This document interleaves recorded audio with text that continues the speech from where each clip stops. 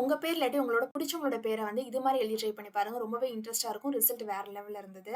அதுக்கு ஒரு திக்கான பேப்பர் எடுத்துட்டு சென்டர்ல இது மாரி மடிச்சுட்டு, இது மாரி லைன் பண்ணிக்கோங்க. அந்த இடத்துல உங்களுக்கு என்ன பேர் எழுதணும்னு தோணுதோ, அந்த பேர நீங்க எழுதிக்கலாம். நான் வந்து இங்க என்னோட பேர் தான் எழுதியிருக்கேன்.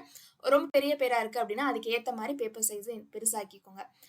இது மாரி ஃபுல்லா எழுதினதுக்கப்புறம், கீழ போட்ட அதே லெவலுக்கு மேலேயும் லைன் பண்ணிட்டு, அந்த லெட்டர்ல மேல எந்த இடம்லாம் டச் ஆயிருக்கோ, அந்த இடத்த மட்டும் இது மாரி ஃபுல்லா எக்ஸ்டெண்ட் பண்ணிக்கோங்க. இப்ப தான் முக்கியமான ஸ்டெப். அத வந்து நம்ப கட் பண்ண போறோம். கட் பண்றப்ப எந்த இடத்த கட் பண்ணணும் அப்டின்னா, ஒரு லெட்டருக்கும் நடுவுல இருக்கக்கூடிய கேப்பு, அதுக்கப்புறம் நம்ப எக்ஸ்டெண்ட் பண்ணோம் இல்லையா? அதுக்கு நடுவுல இருக்கக்கூடிய கேப். அதாவது நம்மளுக்கு தெரியிறது அந்த லெட்டரும், எக்ஸ்டெண்ட் பண்ண இடம் மட்டும் இருக்கணும். மீதி இடத்த எல்லாத்தையும் நம்ம கட் பண்ணி எடுத்துறணும். இது கட் பண்றப்ப கொஞ்சம் பொறுமையா கட் பண்ணுங்க. இப்ப அந்த பேப்பரோட பேக் சைடு ஓரத்துல மட்டும் இந்த மாரி க்ளூ அப்ளை பண்ணிட்டு, அத விட கொஞ்சம் கான்ட்ராஸ்ட்டா இருக்கக்கூடிய கலர் பேப்பர வந்து இது மாரி ஒட்டிட்டீங்க அப்டின்னா, இத வந்து நல்லா ஃபுல்லா க்ளோஸ் பண்ணி ஓப்பன் பண்ணீங்க அப்டின்னா, நம்மளோட ஃபைனல் லுக் பார்க்க இப்டி தான் இருக்கும். ரொம்ப இன்ட்ரெஸ்ட்டா இருக்குல்ல? நேமோட பாப்பப் கார்ட் ரெடி. கண்டிப்பா ட்ரை பண்ணி பாருங்க.